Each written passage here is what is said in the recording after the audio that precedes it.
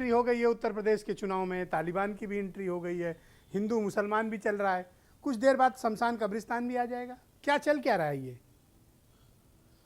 देखिए, एक साहित्यकार ने लिखा है कि सबकी पूजा एक सी, अलग अलग हर रीत, और मस्जिद जाए मौलवी, कोयल गाए गीत।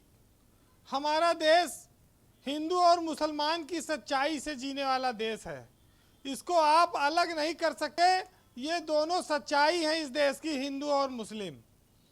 लेकिन कभी बुद्ध की धरती से, कभी पश्चिम की धरती से, कभी किसानों की धरती से तमाम बातें आती हैं।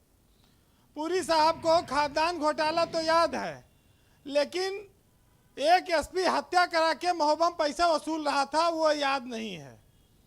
एक एसपी ने प्रदेश में ट्रांसफर पोस्टिंग में पैसा लेने का मामला उजागर किया, लाखों रुपया देकर 5-5 अधिकारी उसमें फंसे, वो इनको याद नहीं है। तिरंगा यात्रा के दौरान कासगंज में एक युवक की मौत हो गई, वो बात ये याद नहीं रखते। इनको दूसरे पाप याद है, अपने कुर्ता पे ये देखना नहीं चाहते कितना दाग लगा है। ये खाली बस आज ये आपने कहा कि शमशान कब्रिस्तान, ये चुनाव भी बोले थे। इन्होंने देखा कि किस तरह से कोरोना काल में पूरा दोनों हाउसफुल हो गए, भर गए, जगह नहीं बची न कब्रिस्तान में न शमशान में। और उन सब चीज़ों को दुरुस्त करने के बजाय ये अब्बा जान शब्द आ गया।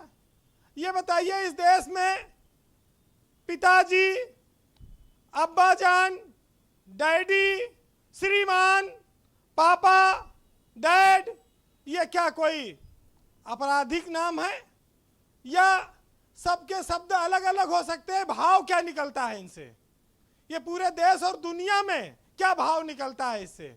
इसमें क्या कमी है? बेटा जान, बहू जान, अगर ये बात कही जाती है तो क्या कोई आपराधिक मामला है ये, या गैर संवैधानिक बात है? ये बातें अगर करके कोई सियासी फायदा लेना चाहता है तो वो ले, लेकिन धार्मिक भाईचारा और धार्मिक सौहार्द इस देश की पहचान रही, इस प्रदेश की, ये कभी बदलेगा नहीं। कुछ इलाकों में किसी की संख्या ज़्यादा है, किसी दूसरे धर्म और मजहब को की भावनाओं को ठेस पहुंच जाए, कोई परेशानी हो, वो लॉ एंड ऑर्डर से जुड़ा मामला हो सकता है, सरकार देखे उसे। लेकिन इस प्रदेश में गंगा जमुनी तहजीब का नज़ारा रहा है। ये मुस्लिम लीग क्या भाजपा की भाषा बोल रही है? क्या इनको ये तय कर ले पहले कि इनको बीजेपी से लड़ना है कि कांग्रेस से लड़ना है? कांग्रेस सरकार बनाने जा रही है कि बीजेपी बनाने जा रही है? ये तो आज डिबेट में आए हैं तो इनको सभी धर्मों के सम्मान पर बात करनी है। मजहब के आधार पर वोट थोड़ी होता है, मजहब के आधार पर कोई चीज़ नहीं होनी चाहिए। जिस प्रदेश में बीजेपी के मैनिफेस्टो में कहा गया था कि 13 लाख नौकरियां हर साल देंगे, अब उन्हीं के नेता 4.5 लाख नौकरी देने की बात कहते हैं 5 साल में। उस पर बात करें, ये पूछें कौन सा मजहब कहता है कि हिंदू मुस्लिम आपस में बैर करें?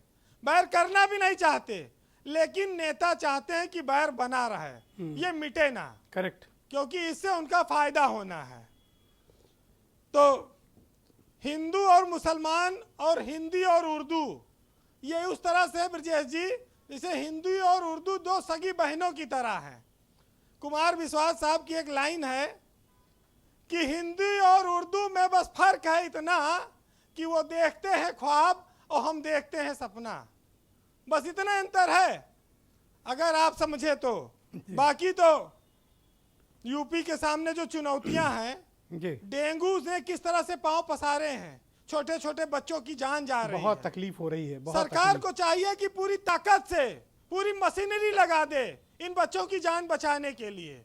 सैकड़ों बच्चे मारे जा रहे हैं प्रतिदिन। राशन पानी काला बाजारी फिर रुक जाएगी, शराब की तस्करी फिर रुक जाएगी, लेकिन बच्चों का जीवन बहुत अनमोल है। इस पर कुछ काम हो जाए, पता नहीं कब इस पर ध्यान जाएगा।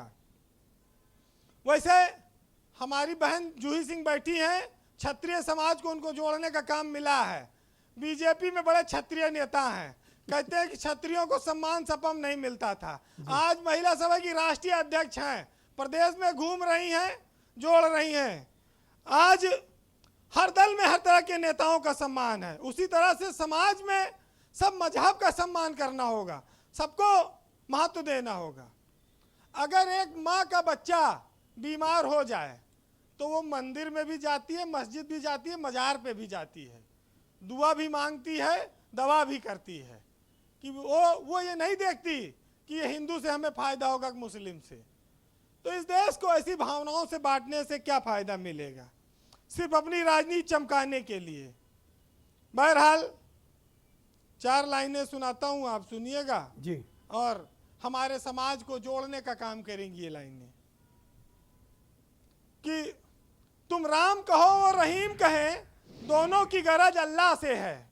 और तुम दीन कहो वो धर्म कहे, मनसा तो उसी की राह से है। और बनवाओ शिवाला या मस्जिद, है ईंट वही, चूना है वही, और मेमार वही, मजदूर वही, मिट्टी है वही, गारा है वही। और तुम इश्क कहो वो प्रेम कहे, मतलब तो उसकी चाह से है। और वह जोगी है, तुम सालिक हो, मकसद तो दिले आगाह से है। वाह वीरेंद्र जी, वाह, बहुत बड़ी बात आपने कह दी। बहुत बहुत शुक्रिया।